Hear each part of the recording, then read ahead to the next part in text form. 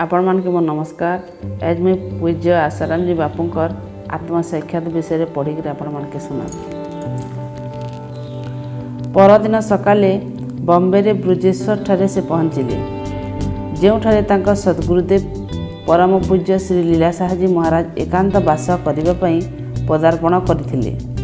निज प्रिय शिष्यर साधना प्रति एते तीव्र प्रचेष्टा देखि सद्गुरुदेवଙ୍କ करुणा कृपा हृदय तरली गला। गुरुदेव अति वात्सल्य तांको कहिले, पुत्र ईश्वर प्राप्ति पाई तुमर एते तीव्र चेष्टा देखि मु बहुत प्रसन्न। गुरुदेवଙ୍କ हृदय कंदरु बरसुथिबा कृपा अमृत साधकर समस्त साधना को पूर्ण करिथे।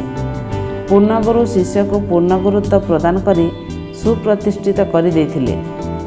साधकर मध्य सिद्धता प्रकट हो गला।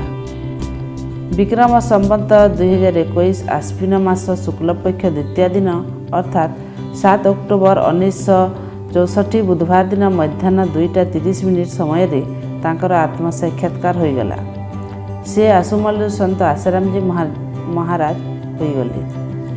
आत्मसाक्षात्कार पद प्राप्ति परे जगत रे उच्च पद किछि प्राप्ति पई रही न थाए। एहा ठारू बड़ पुण्य किछि नाही।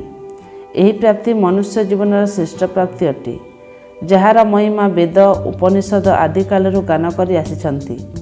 जेउठारे सुख दुख तिले मात्र पहुँची पारिब नाही, जेउठारे आनंद केवल विराजमान करिथे। देवता पई जहा दुर्लभ सेही परमानंदमय पदरे स्थित होई से आशाराम जी महाराज हो गले। आपण मन के जदि वीडियोटा भल लागबा सब्सक्राइब करबे, लाइक करबे